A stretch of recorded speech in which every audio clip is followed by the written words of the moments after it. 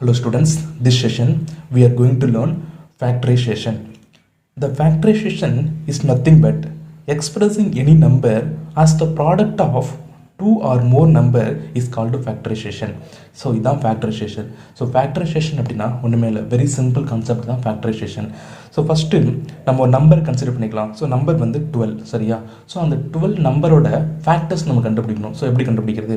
அதோட product form தான் அந்த 12 நம்பர்ஸோட ஃபேக்டர்ஸ். ஸோ அதோட ப்ராடக்ட் ஃபார்ம் என்ன வரும் அப்படின்னு பாருங்கள். ஸோ 2 × 2 × 3. ஸோ அப்படிங்கும்போது இதை நம்ம எப்படி ஸ்ப்ளிட் பண்ணி எழுத முடியும்? ஸோ அகைன் இதை மல்டிபிள் பண்ணும்போது அந்த சேம் 12 நமக்கு கிடச்சிடுது. ஸோ இதுதான் வந்து 12ஓட ஃபேக்டர்ஸ். ஸோ 12ஓட ஃபேக்டர்ஸ் என்ன அப்படின்னா 2 × 2 × 3. ஸோ இந்த நம்பர் தான் அந்த 12ஓட ஃபேக்டர்ஸ்.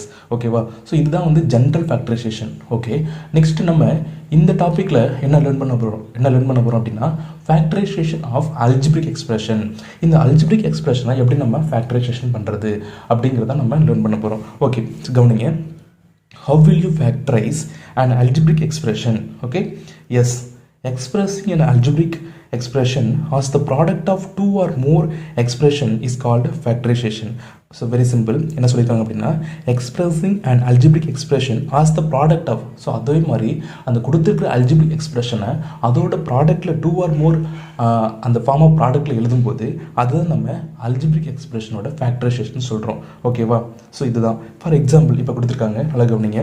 ஸோ இங்கே பாருங்கள், a² - b² இருக்குது. ஓகேவா? ஸோ நமக்கு தெரியும் இது வந்து ஒரு ஐடென்டிட்டி பேஸ் ஆனது. ஸோ இதை நம்ம எப்படி ஃபேக்டரைசேஷன் எழுத முடியும் அப்படின்னா a + b × a - b. ஓகேவா? Here a + b and a - b are the two factors of a² - b². கரெக்டாக?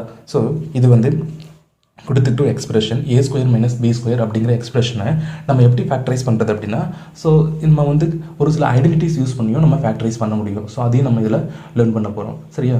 ஓகே, நெக்ஸ்ட்டு நம்ம இதில் ஒரு சில மெத்தட்ஸ் பார்ப்போம். ஸோ ஃபேக்டரைஸ் பண்ணும்போது நம்ம ஒரு சில மெத்தட்ஸ் யூஸ் பண்ணுவோம். அந்த மெத்தட் யூஸ் பண்ணி தான் நம்ம கொடுத்துருக்க எக்ஸ்பிரஷனை ஃபேக்டரைஸ் பண்ண முடியும். ஓகேவா? ஸோ ஃபஸ்ட்டு மெத்தட் என்ன கொடுத்துருக்காங்க அப்படின்னு நல்லா கவனிங்க. C, factorisation by taking out the common factor from each time. நல்லா கவனிங்க. Factorisation by taking out the common factor from each time. அதாவது இப்போ ஒரு எக்ஸ்பிரஷன் இருக்குது அப்படின்னா அந்த எக்ஸ்பிரஷன் வந்து combination of 2 or more terms இருக்கும். ஸோ அப்படி இருக்கும்போது ஸோ ஒவ்வொரு டேர்மில் இருந்து நம்ம காமன் டேர்ம் என்ன இருக்குது அப்படின்னு நம்ம பார்க்கணும். So first term, second term and third term இந்த மாதிரி இருக்கும் இல்லையா? ஸோ அதில் காமனாக ஏதாவது ஒரு டேர்ம் இருக்க வாய்ப்பு இருக்குது. ஸோ அந்த மாதிரி இருக்கும் பட்சத்தில் நம்ம என்ன பண்ணுவோம் அப்படின்னா ஸோ அந்த காமன் டேர்மை நம்ம வெளில எடுக்கலாம். சரியா? ஃபார் எக்ஸாம்பிள் இதில் கொடுத்துருக்காங்க பாருங்கள். ஸோ இந்த ப்ராப்ளத்தை நம்ம எக்ஸாம்பிளுக்கு எடுத்துக்கிட்டோம் அப்படின்னா நம்ம கிளியராக புரியும். நல்லா கவனிங்க. C, factorise 4x² y + 8xy. ஓகேவா? ஸோ இதில் ஃபஸ்ட்டு we have அந்த கொடுத்துருக்க expression this can be written as. இதை நம்ம எப்படி எழுத முடியும் அப்படின்னா நல்லா கவனிங்க. ஸோ இந்த 4ஐ நம்ம ஃபேக்டரைஸ் பண்ணும்போது 2 × 2 அப்படின்னு நம்ம 4 எழுதுவோம். சரியா? நெக்ஸ்ட் x² இருக்குது. நம்ம x² எப்படி எழுத முடியும்? x × x நம்ம எழுதுவோம். தென் y, ஸோ y அப்படியே எழுதிப்போம். ஸோ இது எல்லாமே வந்து ஸோ மல்டிப்ளிகேஷன் ஃபார்ம் ப்ராடக்ட்டில் இருக்குது. ஸோ அதனால் நம்ம இது வந்து ப்ராடக்ட் ஃபார்ம். ஸோ இந்த மிடில் நம்ம இன்ட்டு சிம்பிள் போட்டு நம்ம எழுதுகிறோம். ப்ராடக்ட் ஃபார்மில் எழுதுறதுனால மிடில் இன்ட்டு சிம்பிள் போட்டு எழுதுகிறோம். ஓகேவா? நெக்ஸ்ட் ஒரு ப்ளஸ் இருக்குது. இப்போ செகண்ட் டைம் ஆகிடுது. இந்த செகண்ட் டைமில் என்ன இருக்குது? 8xy இருக்குது. ஸோ 8 நம்ம எப்படி ஸ்பில் பண்ண முடியும் அப்படின்னா ஸோ 2 × 2 × 2 அப்படி ஸ்பில் பண்ண முடியும். கரெக்டாக? ஸோ இப்போ இதை நம்ம மல்டிபிள் பண்ணால் அகைன் 8 வந்துடும். ஸோ அப்படி வரணும். ஓகே, நெக்ஸ்ட்டு இப்போ ஒரு x y தான் இருக்குது. ஸோ x × y அப்படின்னு எழுதிடுவோம். ஓகே, ஸோ நெக்ஸ்ட்டு இப்போ இந்த ரெண்டு இங்கே வந்து 2 டேர்ம் இருக்குது. இது வந்து ஃபஸ்ட் டேர்ம், இது செகண்ட் டேர்ம். ஸோ ஓகேவா? ஸோ இந்த 2 டேர்மில் காமன் டேர்ம் என்ன இருக்குது அப்படின்னு நம்ம கவனிக்கணும். ஸோ காமன் டேர்ம் நம்ம கவனிச்சோம் அப்படின்னா ஸோ இங்கே பாருங்கள், இந்த டேர்ம்லேயும் ஸோ 2 வந்து ஸோ 2 × 2 இருக்குது. அதே மாதிரி செகண்ட் இந்த டேர்ம்லையும் 2 × 2 இருக்குது. சரியா? ஓகே, ஸோ அப்படிங்கும்போது இப்போ 2 டேர்ம் 2 × 2 வருது. அடுத்து வேறு வேரியபிள் என்ன இருக்குன்னு நம்ம செக் பண்ணணும். ஸோ வேரியபிள் இந்த டேர்மில் எக்ஸ் இருக்குது. ஸோ இந்த டைம்லையும் ஸோ எக்ஸ் இருக்குது. பட் இந்த டைமில் இப்போ செகண்ட் டைமில் பார்த்தீங்கன்னா ஒரு எக்ஸ் தான் இருக்குது. ஸோ ஃபஸ்ட் டைமில் 2x இருக்குது. அப்படிங்கும்போது நம்ம காமனாக ஒரு எக்ஸ் தான் வெளில எடுக்க முடியும். அதே போல் செகண்ட் டைமில் ஒய் இருக்குது. ஃபஸ்ட் டைம்லையும் ஒய் இருக்குது, செகண்ட் டைம்லையும் ஒய் இருக்குது. ஸோ காமனாக நம்ம ஒய்யும் வெளில எடுக்க முடியும். ஸோ அதுதான் இங்கே எடுத்திருக்காங்க. நல்லா கவனிங்க. C, taking out common factor. So அதுலேருந்து காமன் ஃபேக்டர் நம்ம என்ன எடுக்க முடியும்? ஸோ 2 2 இருந்துச்சு இல்லையா? ஸோ அதனால் 2 2 வெளியே எடுத்துட்டோம். ஸோ ஒரு எக்ஸ் நம்ம எடுத்துக்க முடியும். தென் ஒரு ஒய் எடுத்துக்க முடியும். Okay, we get. ஸோ அந்த மாதிரி எடுத்துக்கும் போது ஸோ நமக்கு ஃபைனலாக என்ன கிடைக்கும்னா ஸோ வெளியே எடுக்கிறதுனால 2 2 வெளியே எடுத்துடுறோம். தென் எக்ஸ் எடுத்துடுறோம், ஒய் எடுத்துடுறோம். அதுக்கு அடுத்து ரிமைனிங் டைம் என்ன இருக்கும் அப்படின்னு பார்த்தீங்கன்னா ரிமைனிங் டைம் அதில் என்ன இருக்குது? ஒரு x1 இந்த ஃபஸ்ட் டைமில் ஒரு எக்ஸ் ரிமைனிங் இருக்குது. தென் செகண்ட் டைமில் பார்த்தீங்கன்னா ஸோ எக்ஸ் ஒய் ரெண்டுமே வெளில வந்துடுறதுனால ஒரே ஒரு 2 மட்டும் இருக்கும். ஸோ அதை நம்ம எக்ஸ் ப்ளஸ் 2 அப்படின்னு எழுதிடுவோம். ஸோ இப்போ நம்ம என்ன எழுதிக்கலாம், இதை மல்டிபிள் பண்ணிக்கலாம். So 2 × 2 4. So x into y நம்ம எக்ஸ் ஒய் அப்படின்னு எழுத முடியும். சரியா? ஸோ ஃபைனலாக 4xy இன்ட்டு எக்ஸ் ப்ளஸ் 2. ஓகேவா? ஸோ இது வந்து ஒரு மெத்தடு, அதாவது டேக்கிங் அவுட் காமன் டேர்ம்ஸ். ஓகேவா? From the given expression. Very simple தான். ஓகேவா?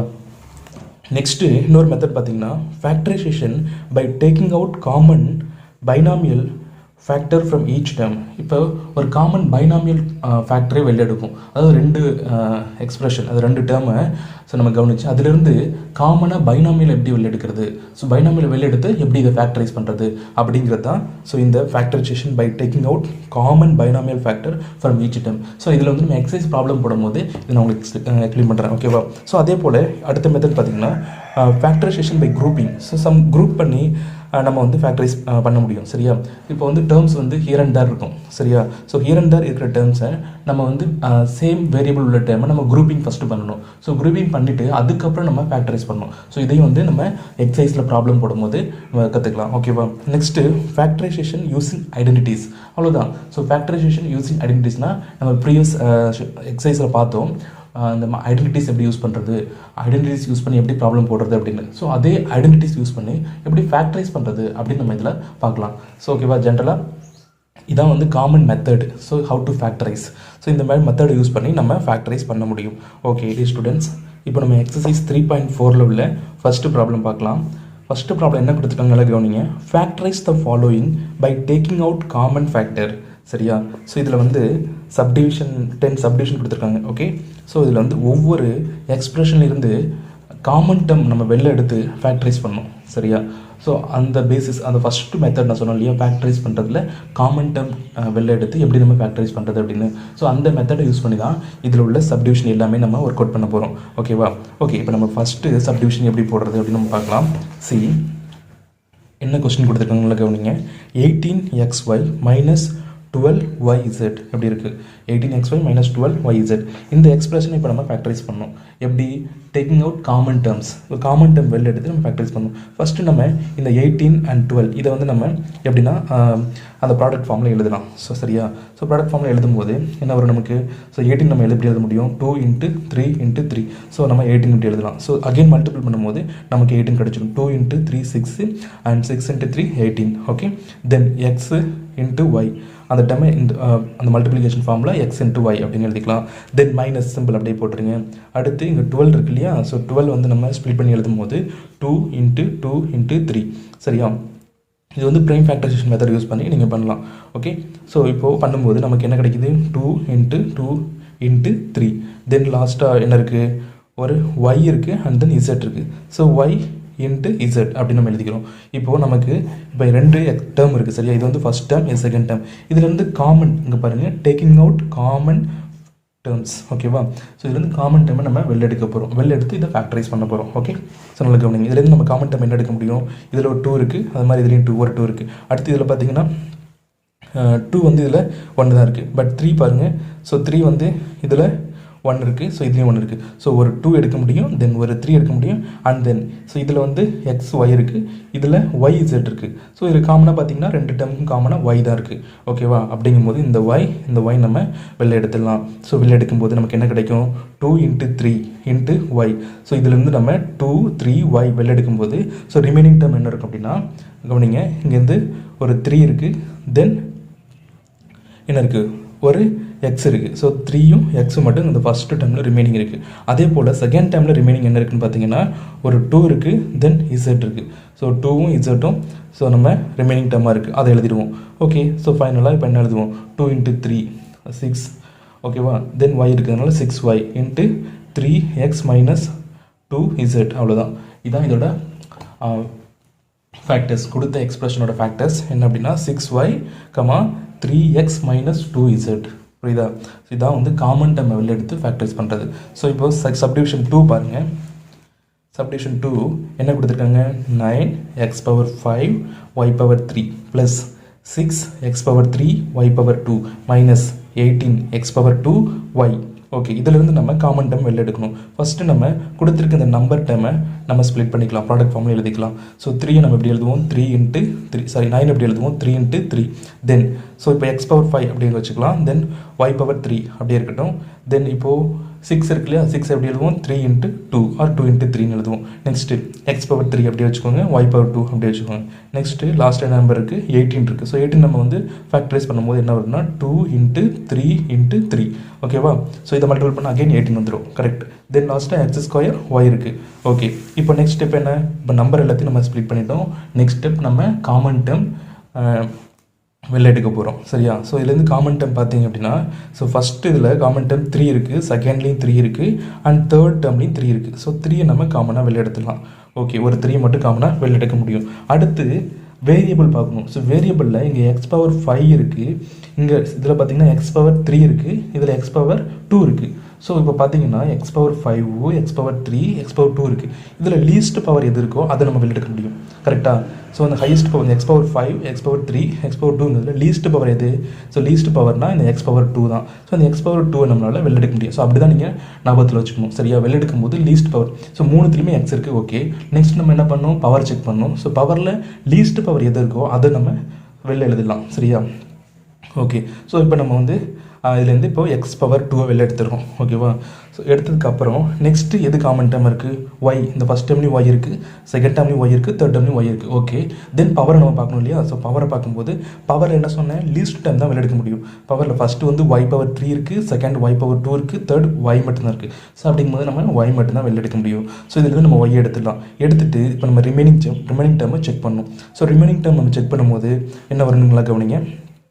இப்போ இதில் கவனிங்க. ஸோ ரிமைனிங் டேர்ம் என்ன வருது, இதுலேருந்து நம்ம ஒரு 3 எடுத்துட்டோம். ஸோ இதில் லெஃப்ட் ஆகும்போது என்னது, ஒரு 3 மட்டும் நமக்கு இருக்கும். சரி, அந்த 3 இருக்குது.